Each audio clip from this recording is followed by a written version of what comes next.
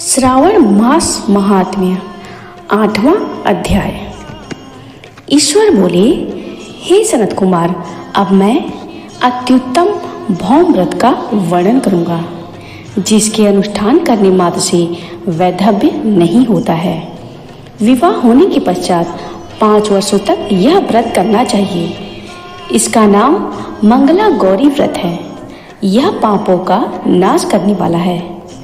विवाह के पश्चात प्रथम श्रावण के शुक्ल पक्ष में पहले मंगलवार को यह व्रत आरंभ करना चाहिए। केले के खंभों से सुशोभित एक पुष्पमंडल बनाना चाहिए और उसे अनेक प्रकार के फलों तथा रेशमी वस्त्रों से सजाना चाहिए।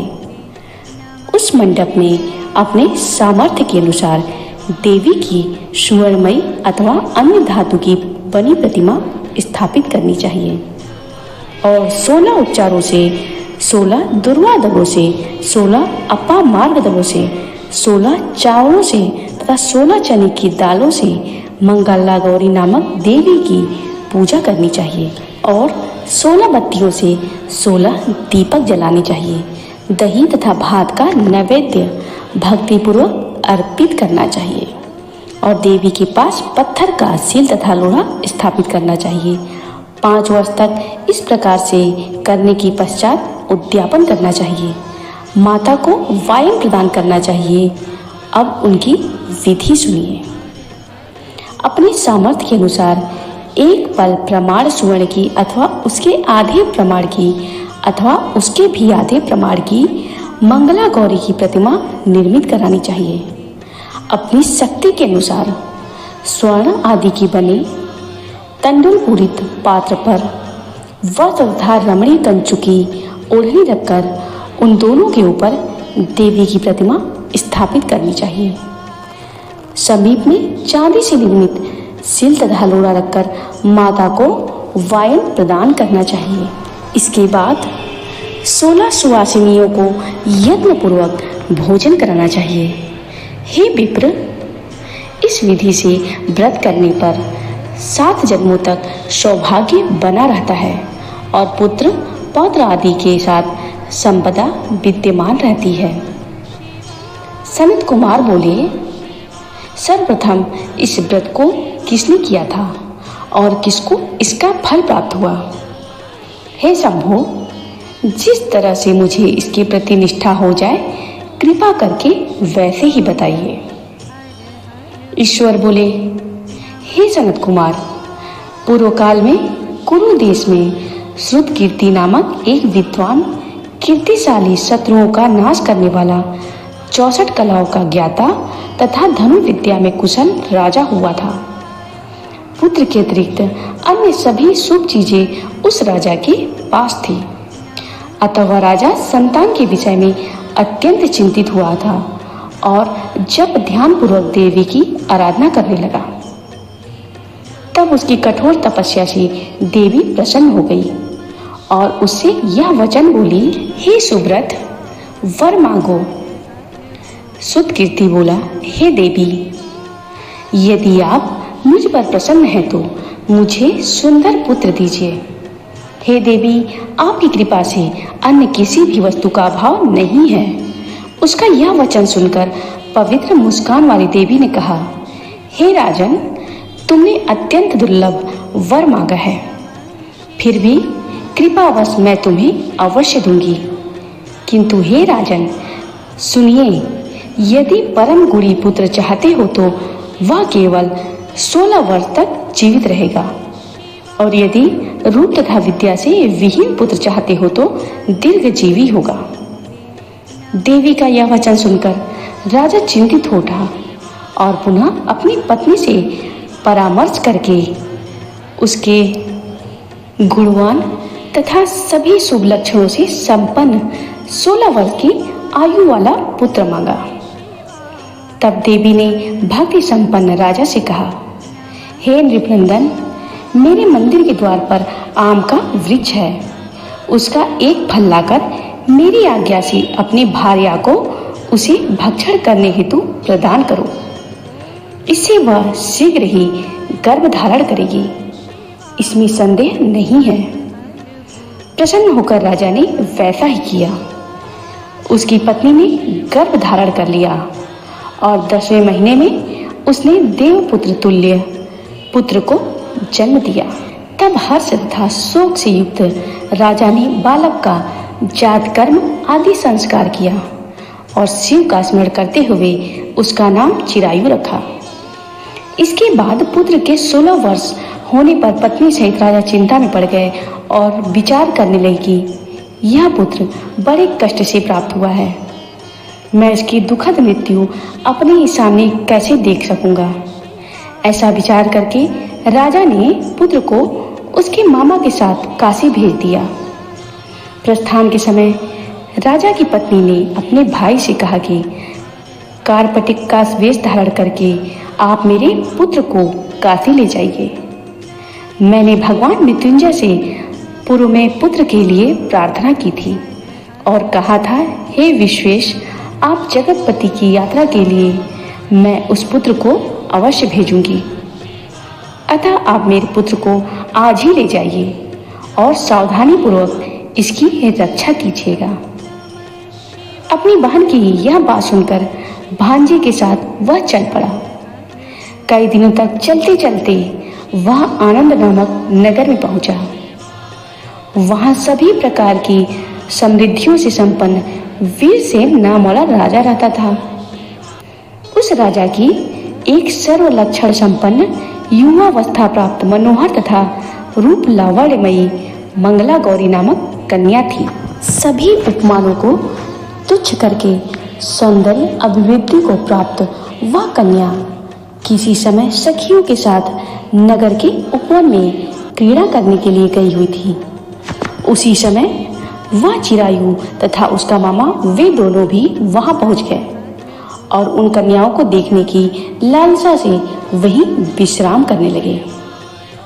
इसी बीच विनोदपूर्वक क्रीड़ा करती हुई उन कन्याओं में से किसी एक ने कुपित होकर राजकुमारी को रंडा यह कुवचन कह दिया। तब उस अशुभ वचन को सुनकर राजकुमारी ने कहा, तुम अनुचित बात क्यों बोल रही हो? मेरे कुल में इस प्रकार का तो कोई नहीं है। मंगला गौरी की कृपा से तथा उनके व्रत के प्रभाव से विवाह के समय जिसके सिर पर मेरे हाथ से अक्षत पड़ेंगे, हे सखी, वह यदि अल्प आयु वाला होगा तो भी चिरंजीवी हो जाएगा। इसके बाद वे सभी कन्याएं अपने अपने घर चली गई। वही दिन राजकुमारी के विवाह का था। वाहिक देश के दृढ़धर्मा नामक राजा के सुकेतु नाम वाले पुत्र के साथ उसका विवाह निश्चित किया गया था। वह सुकेतु विद्याहीन, कुरूप तथा बहरा था। तब सुकेतु के साथ आए हुए उन लोगों ने विचार किया कि इस समय कोई दूसरा श्रेष्ठ वर ले जाना चाहिए और विवाह संपन्न हो जाने के अनंतर वहां सुकेतु पहुंचे। तदनंतर चिरायु के पास आकर उन लोगों ने उसके मामा से याचना की कि आप इस बालक को हमें दे दीजिए, जिससे हमारा कार्य सिद्ध हो जाए। इस पृथ्वी पर परोपकार के समान दूसरा कोई धर्म नहीं है। उनकी बात सुनकर चिरायु का मामा मन ही मन बहुत प्रसन्न हुआ, क्योंकि इसने उपवन में पहले ही कन्या मंगला गौरी की बात सुन ली थी। फिर भी उसने एक बार कहा कि आप लोग इसे किस लिए मांग रहे हैं? कार्य की सिद्धि हेतु वस्त्र, अलंकार आदि मांगे जाते हैं। वर तो कहीं भी मांगा नहीं जाता, तथा आप लोगों का सम्मान रखने के लिए मैं इसे दे रहा हूँ। इसके बाद चिरायु को वहां ले जाकर उन लोगों ने विवाह संपन्न कराया। सप्तपदी आदि के हो जाने पर रात्रि में शिव पार्वती की प्रतिमा के समक्ष उस चिरायु ने हर्षयुक्त होकर मंगला गौरी के साथ शयन किया। उसी दिन चिरायु के 16 वर्ष पूर्ण हो चुके थे और अर्धरात्रि में साक्षात काल सर्वरूप में वहां आ गया। इसी बीच संयोगवश वह राजकुमारी जाग गई। उसने उस महासर्प को देखा और वह भय से व्याकुल होकर कांपने लगी। तब उस कन्या ने धैर्य धारण करके 16 उपचारों से सर्प की पूजा की और पीने के लिए उसे दुग्ध प्रदान किया। उसने दीनता भरी वाणी में उस सर्प की प्रार्थना और स्तुति की। मंगला गौरी प्रार्थना करने लगी कि मैं उत्तम व्रत करूंगी, इससे मेरे पति जीवित रहें। ये जिस तरह से चिरकाल तक जीवित रहें, आप वैसा कीजिए। इतने में सर्प वहां स्थित एक कमंडलू में प्रवेश कर गया और उस मंगला गौरी ने अपनी कंजुकी से उस कमंडलू का मुंह बांध दिया। इसी बीच उसका पति अंगड़ाई लेकर जग गया और अपनी पत्नी से बोला, हे प्रिय, मुझे भूख लगी है। तब अपनी माता के पास जाकर वह खीर, लड्डू आदि ले आई और उसके द्वारा प्रदत्त भोज्य पदार्थ को उसने प्रसन्न मन होकर खाया। भोजन के पश्चात हाथ धोते समय उसके हाथ से अंगूठी गिर पड़ी। तांबुल खाकर वह पुनः सो गया। इसके बाद मंगला गौरी कमंडलू को फेंकने के लिए जाने लगी। विधि की कैसी गति है कि उस कमंडलू में से बाहर की ओर जगमग करती हुई हार कांति को देखकर वह आश्चर्यचकित हो गई। घट में स्थित उस हार को उसने अपने कंठ में धारण कर लिया। इसके बाद कुछ रात शेष रहते ही चिरायु का मामा उसे ले गया। इसके बाद वर पक्ष के लोग सुकेतु को वहां ले आए। उसे देखकर मंगला गौरी ने कहा कि यह मेरा पति नहीं है। तब उन सभी ने उससे कहा, हे शुभे, तुम यह क्या बोल रही हो? यहाँ तुम्हारा कोई परिचायक हो तो उसे हम लोगों को बताओ। मंगला गौरी बोली, जिसने रात्रि में 9 रत्नों से बनी अंगूठी दी है, उसकी अंगुली में इसे डालकर परिचायक निशानी देख लें। मेरे पति ने रात्रि में मुझे जो हार दिया है, उसके रत्नों का समुदाय कैसा है, इस बात को यह बताए। यह तो कोई अन्य ही है। इसके अतिरिक्त रात्रि में आम सींचते समय उसका पैर कुमकुम से लिप्त हो गया था। वह मेरी जांघ पर अब भी विद्यमान है। उसे आप लोग शीघ्र देख लें। साथ ही रात में परस्पर भाषण तथा भोजन आदि जो कुछ भी किया गया था, उसे यह बता दे। तब यह निश्चय ही मेरा पति है। इस प्रकार उसका यह वचन सुनकर सभी कहने लगे, ठीक है, ठीक है।